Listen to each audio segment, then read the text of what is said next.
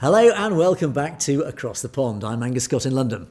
As Western leaders in recent days have joined forces in recognising the state of Palestine, this has prompted many organisations, not least the Sikh Federation UK, to demand that they should also then recognise the state of Khalistan, which has arguably a more legitimate democratic claim for sovereignty.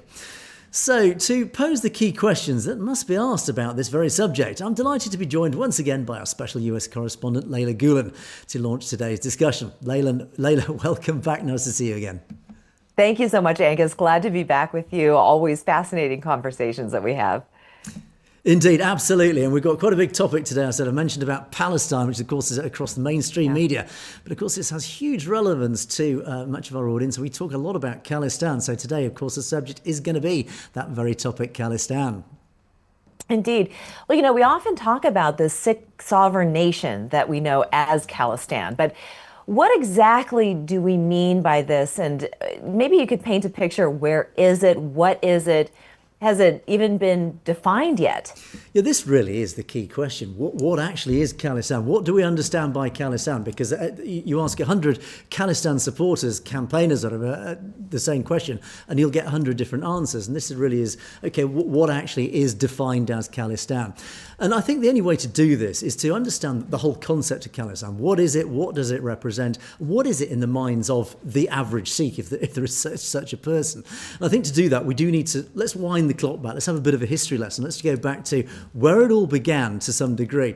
And of course, the big thing in mind of most Sikhs when they talk about Khalistan, they always refer back to the Sikh Empire.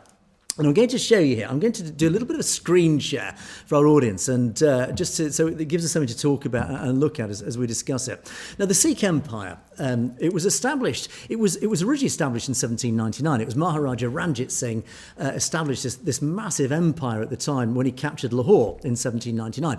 And what he'd done, he'd sort of consolidated this disparate group of Sikh militia, or missals as they were called at the time, that occupied this whole sort of area around present-day Afghanistan, Pakistan, India.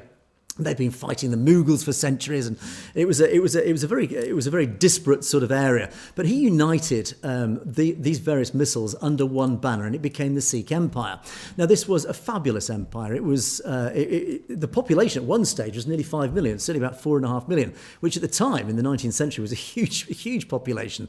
The empire itself, it was divided into 8 provinces. It was no Sikh theocracy, as many believe. It was a very religiously diverse empire, and it was actually widely respected, globally respected, for the way it treated its population. It's actually very unusual. In fact, it was in many ways it was ahead of its time. It was one of the first true democracies around the world at the time.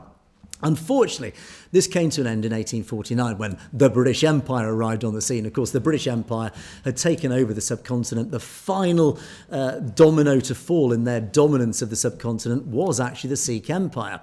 And Ranjit Singh, sadly, or as his son actually, eventually had no choice but to capitulate to the British. But it was this Sikh Empire then that many people in mind have, well, Khalistan should be the old Sikh Empire. Now, this is a great aspiration in modern terms. It's impossible. It's huge. I mean, it's a great aspiration, but it's just never going to happen. Because at the time, as I say, it stretched all the way up to modern-day Ladakh, down into southern Pakistan, the Sindh province, even well into India, all the way up to Afghanistan. So again, realistically, it's not going to happen. So again, we then start moving the clock forward. Okay, what happened then to the Sikh people, this population of Sikh people post British Empire? Well, during this British Empire, things did settle down to some degree. But the next key date, of course, was partition, 1947. This was the time when the British withdrew from India. This is a great time for India. It gained its independence. Sadly, of course, partition. Let me show up another map. Now, this map, in simple terms, displays what happened when the British pulled out. The lines on the map that then became India, West Pakistan, East Pakistan, were arbitrary lines drawn on a map by a British officer, a cartographer. He was essentially said, he was given the instruction, look, we're pulling out of India. You need to delineate, you need to create 3 areas, 3 new countries, because it is India at the time, the subcontinent was deeply religiously divided. We had Muslims and we had Hindus, and the third largest religion at the time was the Sikhs. So the British said, look, we need to delineate and separate these people because at the time, in the context of the time, to avoid basically civil war, they said Muslims need to be put into one area and the rest, Hindus primarily, need to be put into the other. So these two arbitrary lines were essentially drawn on the map that created West Pakistan, which is now modern-day Pakistan, and East Pakistan, which became modern-day Bangladesh. And those two, the Pakistans, were where the Muslims located to, and everybody else essentially went into India, what became modern-day India. Now, unfortunately, at this time, as the British pulled out, what followed was this enormous exodus, and probably one of the largest exodus of humanity in history. Millions of people literally picked up sticks, they picked up their worldly belongings, they left their homes, and they got onto horses, carts, or literally on foot, and they relocated to the country that represented their religion. So Muslims left India to move to Pakistan, vice versa. Hindus, Christians, whatever, Jains left Pakistan and moved across to India. Great. Unfortunately, what happened at the time was it was a time of mass violence, literally genocidal violence. Millions, over 1 million people are estimated to have been killed, murdered during this time. The stories that came out were absolutely shocking. But in amongst all this carnage, part of this, what formed one of the largest battlefields, unfortunately, of this carnage, this genocidal carnage, was the Punjab. It was the area occupied by the Sikhs. And the Sikhs, likewise, suffered enormously from this time. Now, also going on contemporaneously at this, at the same time as this, the power brokers of the time who took over from the British, essentially took over colonial control after the British, were the Brahmin, the ruling elites. But there were also the likes of Jinnah, who headed up the Muslim League at the time. Jinnah represented the Muslims, the Pakistan side, and on the other side you had Nehru, Dr. Ambedkar, and all these other key figures, Mahatma Gandhi amongst many others, who essentially became the kingmakers. They were the country makers. They decided what the new order would be for the subcontinent. In amongst this, of course, were the Sikhs. Now, the Brahmins came up with this plan. This is how it's going to. This is the plan that we've come up with. The Sikh representatives at the time were presented with this plan, and they were said, "Look, if you agree to this, we will then give you an autonomous area. We will give you a lot of control over your own decision making. We will respect your autonomy, and we will give you essentially. I mean, the quiet word is, we will give you your own land." Naively, they were believed. The Sikh leaders at the time unfortunately believed them, and of course what followed was a massive betrayal, this sort of great betrayal. And this, again, even has resonance through to today, and Sikhs often talk about this great betrayal of 1947. So what then followed? Post-1947, when the Constitution was established just a couple of years later, and the new shape of India and Pakistan was brought about, what was left, and this is quite an interesting sequence of maps, this sort of shows over those first early years of India. Punjab itself, the original Punjab under the British Empire, which was the land of the Sikhs, was divided into two. West Punjab, East Punjab. That arbitrary line that was drawn by the British divided Punjab into two. West Punjab was then lost to the Sikhs because that then became a Muslim area. The Muslims left India, moved into West Punjab. So East Punjab was all that was left. And that was what you see here in 1951, this map of Punjab that was also made up of, again, a slight hodgepodge of different bits and pieces. And the PEPSU that you can see, that's the Patiala and East Punjab States Union, the PEPSU as it was known. And this in itself united 8 previously princely states at the time. So again, you've got a bit of a hodgepodge, but it's so, again, you compare the size of this to Punjab pre-1947, which was double the size, and then compare that to the Sikh Empire pre-British, which was enormous. So you can see how the Sikh, the land of the Sikhs, let's call it, has gradually, over these reorganisations and large-scale politics, has just been reduced and reduced and reduced. So, as a result of that, over the following few years, the Indian government at the time, and again, the Brahmanical elite, decided, look, we need to rationalise this. We need to consolidate this sort of hodgepodge of various states. So they created, in 1956, they brought in what was called the States Reorganisation Act. And you can sort of understand at the time that it was a bit of a hodgepodge. So to ease and make it a little bit more efficient to manage it, they said, OK, we need to rationalise this mess of PEPSU and Himachal Pradesh and what have you. So they created, under the Punjab Reorganisation Act, States Reorganisation of 1956, they created this larger area that they call Punjab. Okay, great. I mean, on the face of it, it doesn't look too bad. At least the Sikhs got the whole of East Punjab primarily back. But then followed another great betrayal, and this is another great betrayal post-1947 that is often referred to. And this is where, in 1966, that whole Punjab was then divided yet again. And the Punjab, the Sikh area, the Sikh land of Punjab was then reduced yet further. And ironically, this actually became as a result of pressure from what was called at the time the Punjabi Suba movement. And this was, again, it was a movement born from pre-1947. And they were advocating for this autonomy that they'd been promised and that was then betrayed. So they continued campaigning, saying, look, we've been promised this autonomous land of our own where we've got control of our own affairs. We still want a land. So the Indian government said at the time, right, okay, we'll give you that. So what they did, they created the Punjab Reorganisation Act and they divided Punjab into three. And they reduced it yet further into what you can see in 1966, where Haryana became a Hindu majority state, Punjab became the Sikh majority state, much, much smaller. And then, of course, modern day, what is now Himachal Pradesh, was created as well. So again, you can see how the Sikh land has reduced and reduced and reduced until it is as it is today, post-1966, that has now since followed through to today. Punjab is so much smaller. And of course, at the time, Chandigarh was actually made, it was a union state, and that became the capital of both Himachal Pradesh and of Haryana and Punjab. So then I'm just going to move on to another map. Now, this is modern day Pakistan and India. So again, when we back to the original premise, what is Khalistan? Well, people often say, well, it should be modern day Punjab. Well, we look at the historical context of this. Why should it be modern day Punjab? Modern day Punjab is this artificially reduced over a sequence of rather unjust political decisions. It's been reduced to this tiny sort of state of Punjab that is Punjab today. Of course, you can see West Punjab over in Pakistan, the Muslim side, but East Punjab, that is present-day Punjab, that is arguably what many say Khalistan should be. But again, you look at the context, why should it only be that tiny state that was, again, was reduced deliberately by the ruling elite of the Indian government? So, as of last year, again, there's been lots of discussions behind the scenes. What should Khalistan be? And again, you ask 100 Khalistan campaigners, you get 100 different answers. But what has happened over the last year or two, there's been an increasing coordination. There has been, again, a coalescence of these various organisations into a smaller and smaller number of bodies who are now uniting to join into a united agreement, a united front to confront the United Nations and take this whole thing forward legally.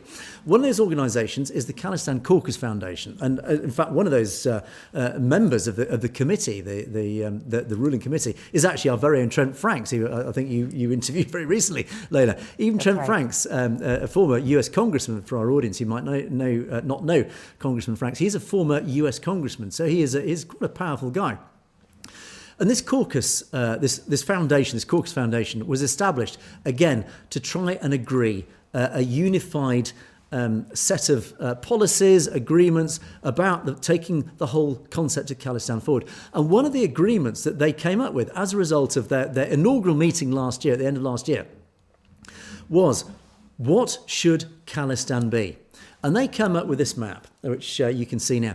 And again, you look at modern day Punjab and you compare that to this map of Khalistan. This is aspirational. This is ambitious. It is not impossible. But this certainly is. The Khalistan campaign has laid its cards on the table. They say this is what Khalistan should be. This is what we will campaign for. This is what we will fight for legally. This is what we believe Khalistan should be.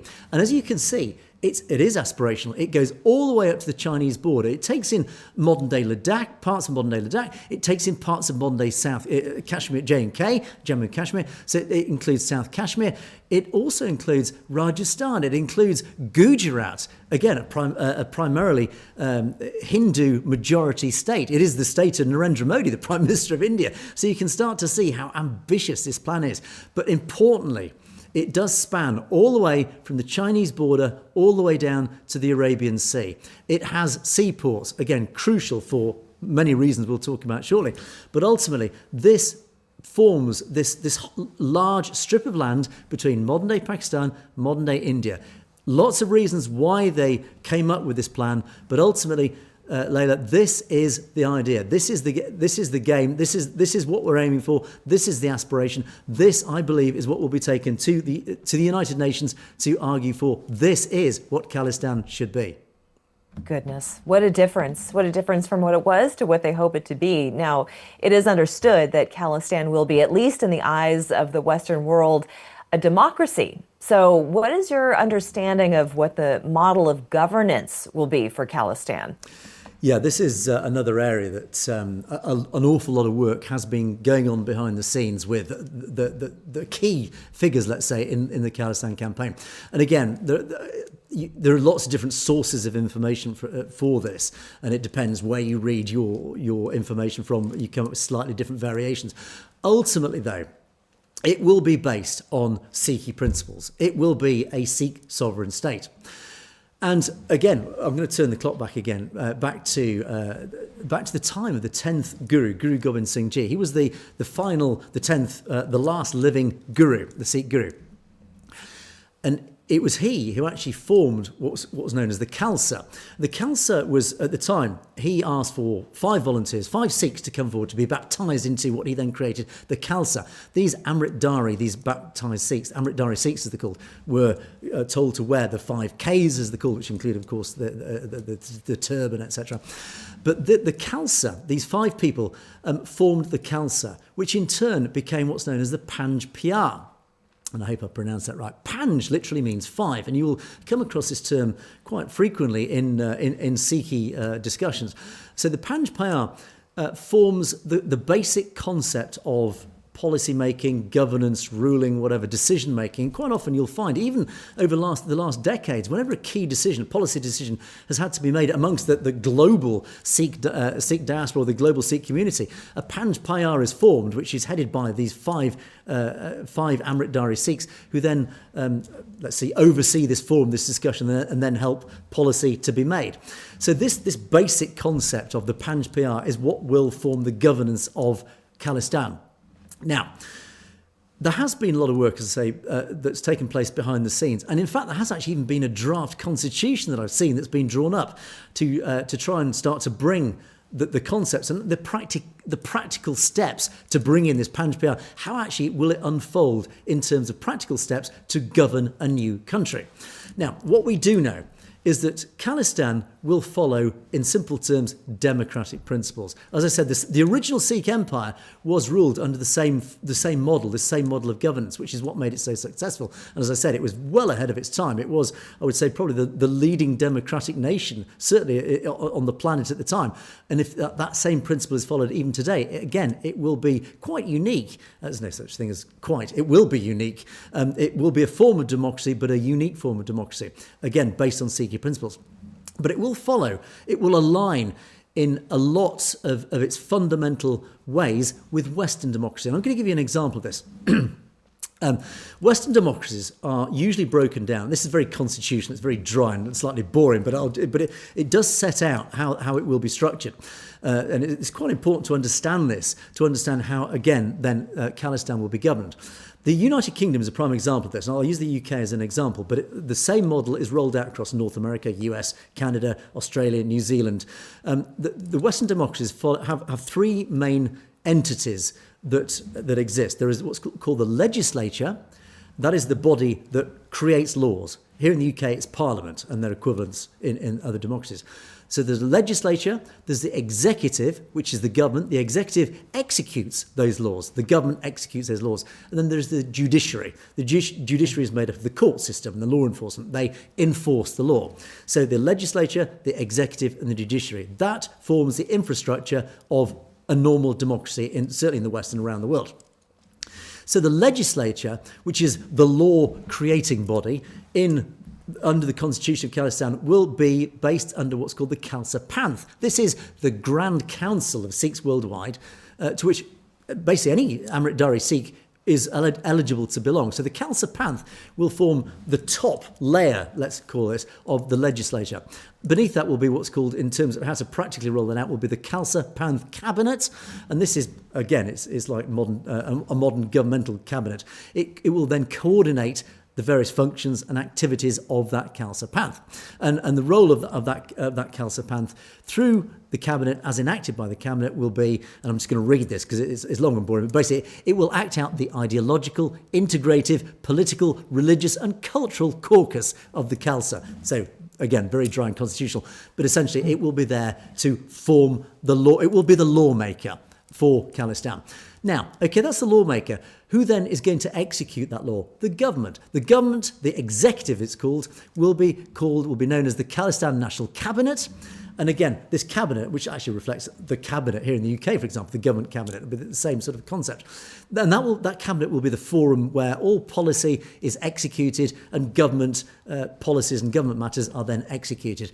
Now, interestingly, the cabinet will be answerable to the Akal Takht. The Akal Takht is the highest seat, religious seat of Sikhi. So again, there is this religious tie into Sikhi. Now, as I said, it will not be a Sikh theocracy. In other words, Khalistan will not be, as I say, completely a Sikh-controlled nation. It will be completely democratic, but it will draw its principles, which actually align with most modern democracies. It will draw its principles from Sikhi.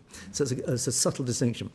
And then ultimately, you will have what's called the Khalistan National Council. And again, this is another layer down. And the council itself will again be another layer that will then go out. It will discuss, debate, and then it will enact those laws and it will execute those laws out in society. Now, importantly, as part of the constitution, the sort of the draft constitution that's been drawn up, and again, based on Sikhi principles, very importantly, and again, going back to the original Sikh Empire was extraordinarily powerful and globally respected because it treated every single individual, and this is quite unique at the time, ironically, even against the UK, every individual, including women, and this is why I refer back to the Sikh Empire, why it was ahead of it at the time. Even in the UK, in Great Britain at the time, women did not have the vote at the time of the Sikh Empire. But in the Sikh Empire, women were treated as equals. That's how far ahead of time the Sikh Empire was. And that's why the Sikh Empire forms this great example that should be followed for modern-day Khalistan. So, but as I was saying, under the constitution, it will follow exactly the same principles of the original Sikh Empire, where all minorities and special interest groups will have an equal say. Men, women, doesn't matter what their religious background, their ethnicity, everybody will have an equal say. And that is a key tenet of modern-day Khalistan. That will be written into the constitution. That's a really important point, etc., etc. And I say that there's an awful lot of information I could talk about. I mean, how the structure of the actual government. And again, it depends where you draw your information from. But there is talk that the parliamentary system will actually reflect the British and also even the Indian system, where there'll be two parliaments. There will be an upper house, a lower house, and again, it will have Punjabi terms. But in India, it's the Lok Sabha and the Rajya Sabha, the upper house, lower house. Again, they will be elected. There is talk about having a president who would then elect a prime minister, which again reflects how India is governed. It doesn't reflect how the UK is governed, but again, it may well reflect India. But all these are sort of details that will be ironed out, let's say, when it actually comes to it. The conclusion is, though, and the most important point really to summarise all this dry, boring constitutional information ultimately, is to say what is important is that Khalistan will be governed by a democratic system that will align deeply and fundamentally with the West. And that is a key point to get across. It will be unique, but it will align. In all its principles, it will align with the West, Leyla. Yeah. So, I mean, dry maybe, but critical, absolutely. And as you just alluded to, obviously this is very important to the Sikh community. So why should the West support this? It's obviously going to fundamentally upset India and Pakistan, and they are likely to resist it if it does have to cede territory to Khalistan. So what's in it for everyone? Yeah, this really is the $1 million or the $1 trillion question, really. What is in it for everybody? Indeed. Because everybody has to have a stake in this for it to happen. There's got to be winners. It's got to be a win-win situation for everybody.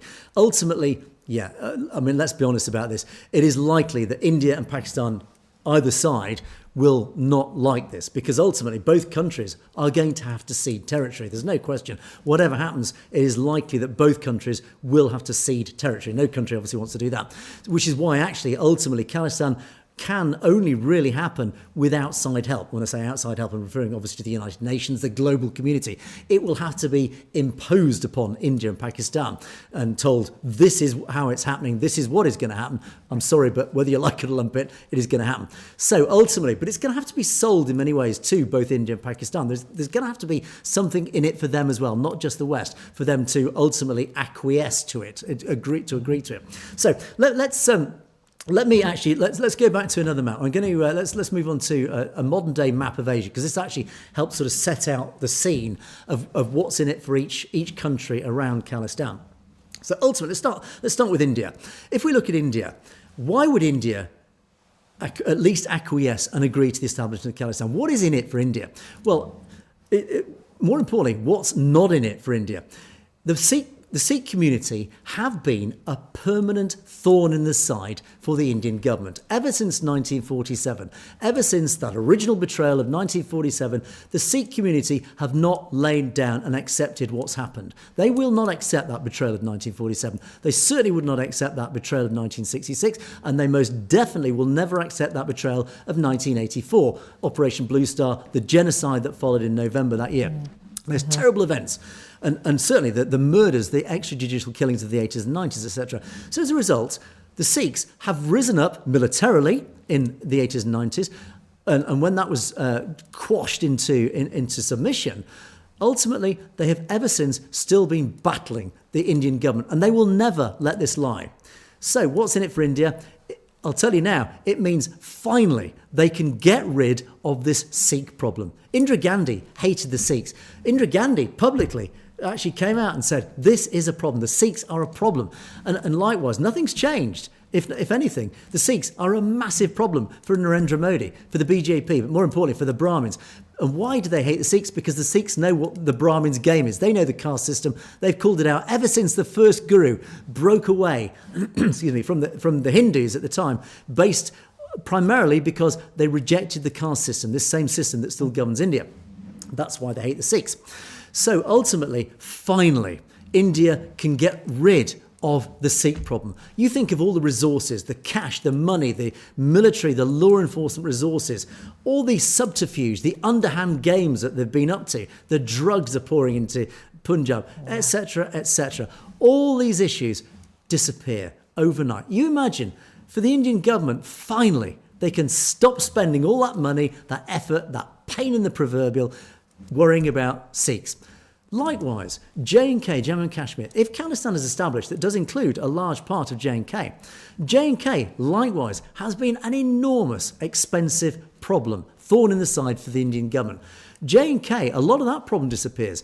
The problem about Islamic fundamental extremists pouring across that border from Afghanistan, Pakistan, and then into J&K, likewise causing issues. The Pahalgam incident recently, for example. All these issues potentially could go away because you have a buffer zone that stops Islamic extremists pouring in to J&K, into India, etc. So immediately, these Hindu nationalists who hate the Muslims, there's your answer. Khalistan immediately gets rid of another one of your big headaches, one of your big problems. Likewise, these Hindu extremists are battling for what they call the Hindu Rashtra. They want a Hindu-dominated land. They want a land that is only for Hindus, built by Hindus for Hindus. They call this Hindu Rashtra. They can have the Hindu Rashtra. Grant Khalistan, you can have your Hindu Rashtra, because it then allows anybody who's not a Hindu, who doesn't want to live in your new Hindu Rashtra, to leave. They can move to Khalistan. They will be freely welcomed in Khalistan, etc. So, as I say, there's all sorts of advantages for India, despite the fact they would have to cede territory. In return for that, they get a friendly neighbour who is a democracy. Don't forget, India is supposed to be a democracy, so you'll have a democratic neighbour who's going to be a lot more friendly to you than Pakistan is. Likewise, your neighbour to the north, China, who has been encroaching into your territory, both in, and I'll point the mouse up here, up in Arunachal Pradesh, up in Ladakh. These two northeast, northwestern extremes of India have been encroached on by China. China has designs on India. It is infiltrating and encroaching on India. You establish Khalistan, you immediately reduce your border with China. It's Khalistan's headache, not yours. So again, it's another buttress against your relationship with China, an ambitious China. So again, you can see there's an awful lot in it for India. And likewise, away from all that, just a simple trade, the trade options. Again, instead of having an enemy on your doorstep of Pakistan, you've got Khalistan that will be free and open to trade. You've got a trade route. You've got access to China's Belt and Road. You've got access to new rail systems. You've got access to Asia, the larger continent of Asia, through road and rail. All through Khalistan. They will grant you, they will negotiate trade routes for India. Again, so even commercially, there's a lot in it for India. We could hop across the border to Pakistan. What's in it for Pakistan? Actually, a lot of the same. A lot of those same arguments go for Pakistan. Firstly, it immediately removes your annoying neighbour, India. Now, we know that India and Pakistan have been at blows, physical blows with each other since 1947. They just can't help themselves. They are ideologically so different that at any opportunity, they are fighting each other. And they fought wars. There have been many people who've lost their lives over this fractious relationship between Pakistan and India. You build a buffer zone of Khalistan between these two nations, immediately you've got two warring nations held apart. Again, what's in it for Pakistan? You've got rid of your irritating neighbour. Likewise, Pakistan, China. Pakistan has an interesting relationship with China. There is a relationship there, but ultimately China has ambitions. China wants access to the Arabian Sea. As you can see, that Arabian Sea controls a very strategic route. There is a major trade route that goes through Malacca Straits here next to Singapore, one of the busiest trade routes on the planet. Indian Ocean, busy trade route through up the Red Sea, and of course you've got the Suez Canal, again one of the busiest trade routes on the planet. So you can see this trade route round Asia through the Indian Ocean is literally one of the most important trade routes on the planet. And you only see what happens, for example, when the Suez Canal goes down. Global trade, comes to a halt. So control over the Indian Ocean and the Arabian Sea is really, really important. China wants that control. It wants to stretch down. It wants somehow to get down there. Pakistan is a potential route. So again, I'll talk a little bit more about strategic and the geopolitics of the region in a moment. But certainly in terms of Pakistan, Khalistan again forms another buttress against an ambitious China. Likewise, it's a free trade route into India. Again, you haven't got the arguments about with India about trade backwards and forwards. You can trade with Khalistan, who in turn trade with India. So again, you can see the advantages. Now, another very relevant one for Pakistan, really important one, very relevant to what's happened recently. Water, floods. Pakistan have accused India of weaponizing water. It does appear that is the case. India have control of the dams upstream of the various rivers, the Satluj and the other key rivers, the 5 rivers, or certainly the 3 key rivers, the Bakri Dam, etc. They control the water, and they have been accused of deliberately weaponizing this water and deliberately flooding not just Punjab, but Pakistan. Lots of people lost their lives. Pakistan have been up in arms, almost literally, about this, saying to India, look, you've torn up the Indus Rivers Water Treaty, this important treaty that agreed. Pakistan have no control over their water because India controls it. They hate that. Now, Khalistan, that is a friend of Pakistan, we do know there are strong ties between the Sikh people and Pakistan government. They've proved that over and over again. Pakistan is very amicable towards the Sikh people. So we know relations between Pakistan and Khalistan will be deeply friendly. Khalistan will then have control over those dams, that water. Now, if you ask your average Pakistani minister in the government, who would you rather control your water, India or Khalistan? You know what the answer is going to be. So again, you can see what's in it for Pakistan. Water, one of the key fundamental resources. And then finally, to wrap up, Leyla, back to the real key question here. What's in it for the West? Why would the West want to establish Khalistan? Okay, again, this really comes down to global geopolitics. This is the big picture story. Of course, if you look at the map, you see where Khalistan would form. It would form this key area between Pakistan and India. Now, first of all, just in terms of keeping regional peace, Pakistan and India are both nuclear powers. Even Bill Clinton, when he was in power, said at the time, the greatest potential for nuclear war on this planet is the chance of Pakistan and India going nuclear. Because we know they've gone to war several times in the past. They even nearly came to war only just a couple of months ago over a simple terrorist act. So there is always the danger that these two neighbours could literally go nuclear on this. That's it. It's Armageddon. That's game over. You establish Khalistan, finally you get a buffer, a peace, a zone of peace between these two nations. They're kept apart, and I often draw parallels to North and South Korea, the demilitarized zone that was established to keep North and South Korea apart, to stop them fighting each other. The same concept can happen between Pakistan and India. These two nuclear powers can be kept apart, the peace kept permanently by Khalistan. So you can see the advantage, certainly for the world, to establish Khalistan, not just the West. The world avoids a potential nuclear Armageddon just by the simple establishment of that buffer zone between those two nations. Now, beyond that, let's again look at the big picture, the geopolitics. Now, the great bogeyman amongst all this, of course, is China. And we know that China, we have a huge fear, particularly from the United States, of China. It is a growing superpower. It is going to be one of the greatest superpowers over the next 10, 20, 30 years. Its economy is becoming one of the largest economies on the planet.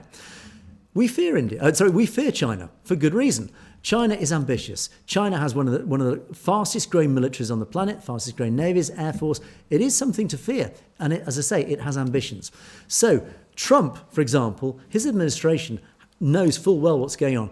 Most of their policies, their international strategic policy is based around trying to control, and we're looking decades ahead, trying to control an ambitious China.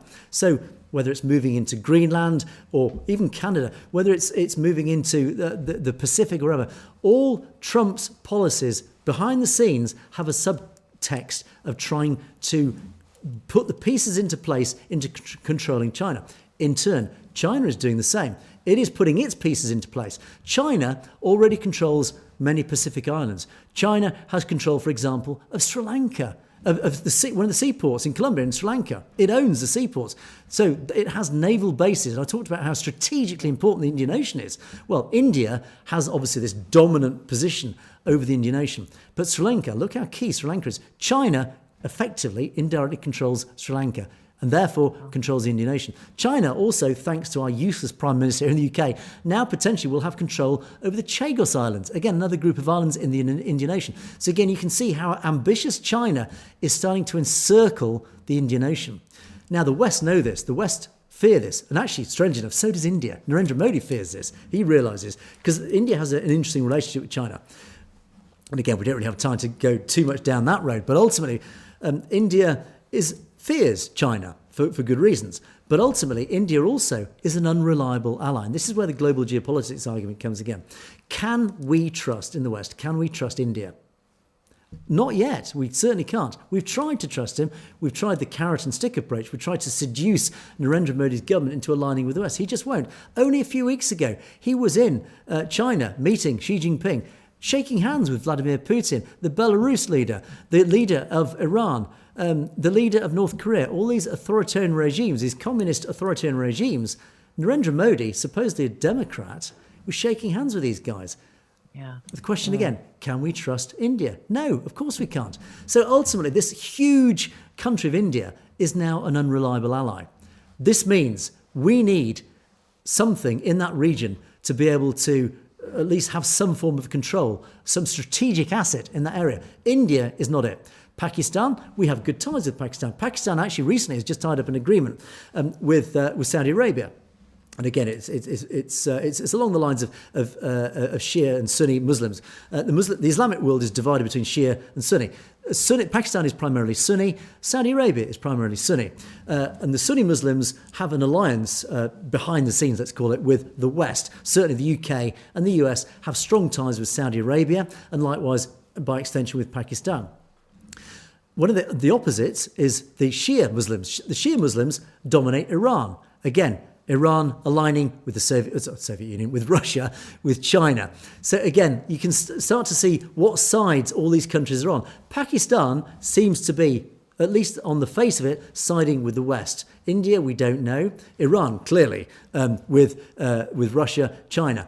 Now, Russia, likewise, you can see from this map, this enormous pink blob. China, this enormous blob here. And the former Soviet Union countries, all the stans, again in blue.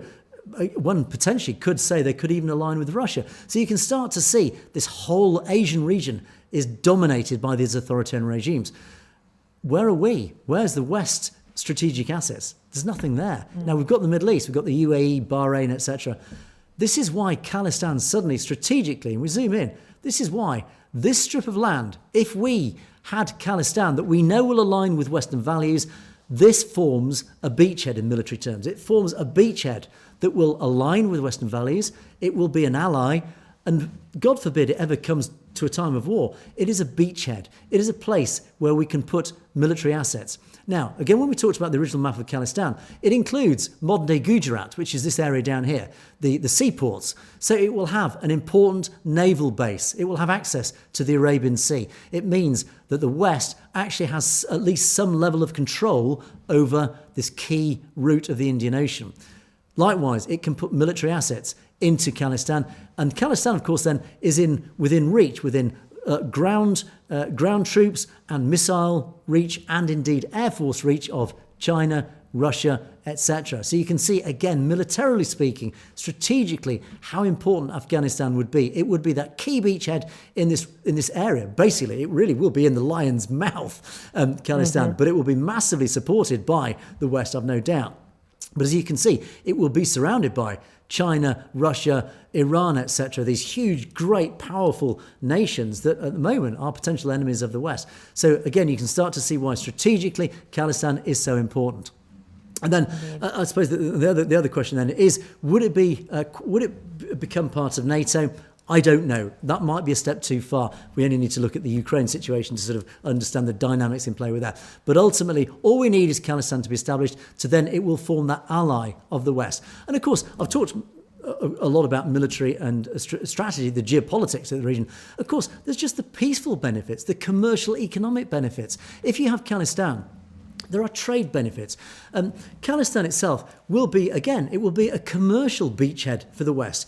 It will have these commercial ties with the West. It will be supplied by Western companies. It will be a friend of the West. So, of course, Western companies will invest, foreign direct investment, FDI as it's called. They will be more than happy to invest in Khalistan. Khalistan is blessed with a huge amount of natural resources. It has water, a lot of water. It has rich, fertile agricultural plains. It is known as the breadbasket of India. It has a huge agricultural industry. That will form the basic platform for its commercial growth. The West are dying to get involved in there. They're dying to invest in this region. As Khalistan, they will be allowed to. They will build this into a commercial powerhouse. Likewise, the Sikh people themselves are deeply entrepreneurial. Once Khalistan's established, it forms this area that Sikhs can then remigrate to. They can come from all around the diaspora, relocate to Khalistan. They bring with it money, investment, expertise, experience, and of course, most of all, they bring the motivation to build this new nation. So this is why we have absolutely no doubt Khalistan won't just be a success.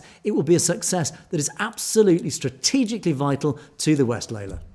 Yeah, incredible. And when you mention NATO, I suppose you have to walk before you can run, but there's so many things to be established just to get Khalistan finally off the ground. And another incredibly enlightening conversation. I really appreciate the geography lesson as well, because I don't think much of the Western world quite understands the positions of these different countries. And I think, it would be worth a conversation in the future to talk about the relationship between India and China, and India's relationship to Iran, and India's relationship to Russia as well. I think these are all very fascinating conversations that could really open up even more understanding as to why the establishment of Khalistan is so critical to the Western world. Yes, I think you're absolutely right, Leyla. And of course, the key question, which I referred to earlier, is India an ally that we can trust? Can we rely on India? The simple answer is no, we can't. This is why Khalistan really is the only answer. So, yeah, absolutely. I think, as I say, the dynamics in play between India and all its neighbours,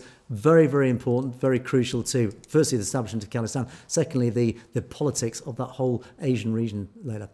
But anyway, there we must leave it. Thanks very much for joining us, Leyla. But there we'll leave it for another day. Thanks so much for joining us. And do keep tuned for our next, hopefully, exciting instalment of Across the Pond. And we look forward to seeing you all again soon. So it's a goodbye from me. It is a goodbye from Leyla. Thank you so much, Angus. Thanks so much for watching. We, of course, will see you next time.